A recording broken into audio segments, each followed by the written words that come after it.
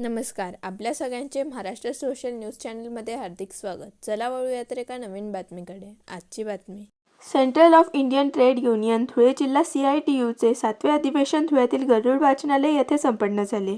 यावेळेस राज्याध्यक्ष DL Karad, comrade LR Rao, comrade Sharad Patil, comrade Sunil Gaikwad, comrade Deepak Sonawane यांच्यासह महिला मोठ्या संख्येने उपस्थित होत्या.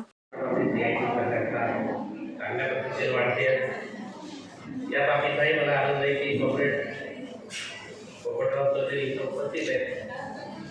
हे सगळे जे आपले सहकारी आहेत त्यामध्ये काम करणारी. हल्लीच्या राजकारणामध्ये असं काही नाही आहे. हल्लीचं राजकारण फक्त स्वतःसाठी आहे. तुम्ही पाहिलं असेल की ज्या शिवसेनेने बाळासाहेब ठाकरेंच्या नावाने अनेक नेते निर्माण केले, मंत्री केले, आमदार केले, खासदार केले, सायकलचं पंक्चर काढणारा करोडपती झाला, रिक्षा चालवणारा मुख्यमंत्री झाला. अशा इतक्या गोष्टी दिल्या त्या शिवसेनेने या लोकांना, तरी सुद्धा स्वार्थासाठी, सत्तेसाठी ते शिवसेना सोडले आणि भारतीय जनता पार्टीबरोबर गेले. त्या शरद पवारांनी महाराष्ट्रामध्ये गेले 70 वर्ष ग्रामीण भागात आणि शहरी भागामध्ये लोकांना सत्तेवर बसवलं आणि अक्षरशः ते मोठ्यासारखे मोठे झाले, खाऊन मोठे झाले. त्यांनी शरद पवारला सोडलं आणि 70,000 कोटीचा घोटाळा त्यांनी केला त्या अनेक पवारांवर निवडून गेले. आणि भारतीय जनता पार्टीचं विचारायची सोय नाही आहे. मला धुळे नंदुरबारचं माहिती नाही आहे, परंतु महाराष्ट्रामध्ये सगळे गुंड जर कुठं असतील, सगळे गुन्हेगार जर कुठं असतील ते भारतीय जनता पार्टी. आमच्या नाशिक जिल्ह्यामध्ये जानेवारीपासून आतापर्यंत 45 मर्डर झाले एका शहरामध्ये. आणि या मर्डरमध्ये भारतीय जनता पार्टीचे लोक अटक झाले. जो कोणी नामांकित गुंड आहे, जो सगळ्यात जास्त पैसे खाणार आहे, हे सगळे संरक्षणासाठी भारतीय जनता पार्टीमध्ये गेले. आणि या पार्श्वभूमीवर कॉम्रेड पोपट चौधरी,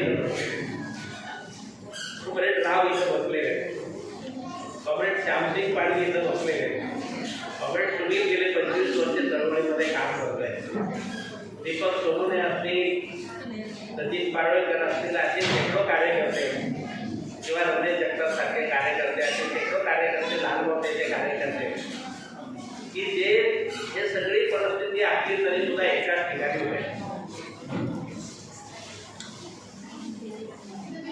खरं तर कदाचित ते वेडे आणि ते शहाणे होते, काही शहाणे तर ते वेडे होते. आता भ्रष्ट पडावा अशी परिस्थिती निर्माण झाली की कोण बरोबर असं काही कळत नाही. जे लवाडे आहेत ते सत्तेमध्ये आणि जे प्रामाणिक आहेत ते मात्र रस्त्यावर घोषणा देत फिरतात. परंतु हे लालबावट्याचं वैशिष्ट्य आहे. पुढे कुठेही जरी गेला तरी लालबावट्याचा माणूस कष्टकरी माणसाबरोबर आहे, कामगाराबरोबर, शेतकऱ्याबरोबर, मजुराबरोबर, गरिबांबरोबर, दलित आदिवासी बरोबर, अल्पसंख्याकांच्या बरोबर जर कोण राहिला असेल तर लालबावट्याचा कार्यकर्ता राहिला. प्रत्येक याच्यामध्ये हिरारीने भाग घेतलेला आहे.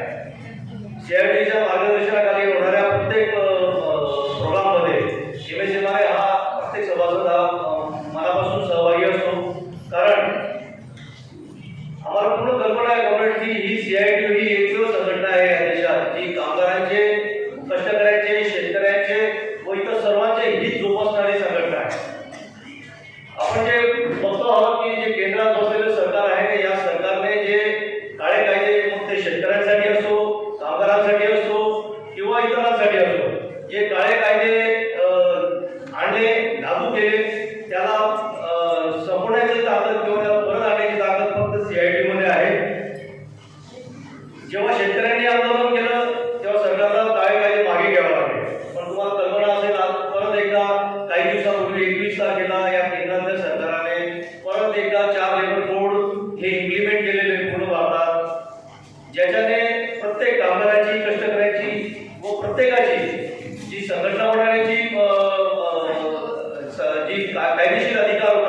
तो इनाम घेतलेला आहे.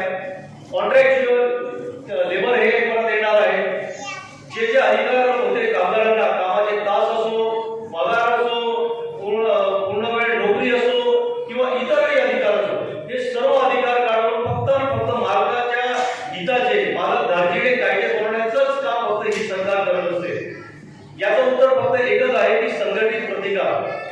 मग तो संघटित प्रतिकारामध्ये प्रत्येक वर्ग, मग तो कामगार असो, शेतकरी असो, मजूर असो, वैद्यकीय प्रतिनिधी असो किंवा शिक्षक संघटना असो किंवा इतरही सर्व जे म्हणून लोक आहेत ज्यांच्या जीवनात, ज्यांच्या याच्या कामामध्ये या सर्व कायद्यांनी बदल होणार आहे, त्या सर्वांनी एकजुटीने होऊन CITच्या हाताखाली जेव्हा आपण या सरकारला प्रतिसाद देऊ तेव्हा ते कामगार कायदे किंवा इतर काळे कायदे मागे घेतले जातील.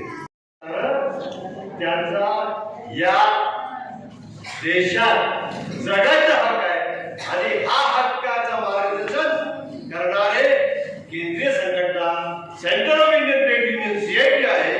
CIT जे काय बोलतं, शिस्तीने वागतं, खरं बोलतं आणि करत असताना काय चुकलो तर आम्हाला काही शरम वाटत नाही. आम्ही चुकलो, इथून आपल्याला दुरुस्ती करायचं, हा मानवताचा संदेश, संघर्षाचा लढा, हा संघर्ष जे शोषण होतं त्याचा विरोधाचा लढा. आणि आजचं जे परिस्थिती, जात आणि जे धर्म जे वापरतात मानवताला मारण्यासाठी, ते आपल्याला रोखायचं आहे आणि आपल्याला पुढे रेटायचं आहे. हे दोन शब्द बोलून इन्कलाब जिंदाबाद अधिकारी झाला. बातमी आवडल्यास चॅनलला लाईक व सबस्क्राईब करा व दररोज अशा नवनवीन बातम्या पाहण्यासाठी चॅनलला फॉलो करा. धन्यवाद.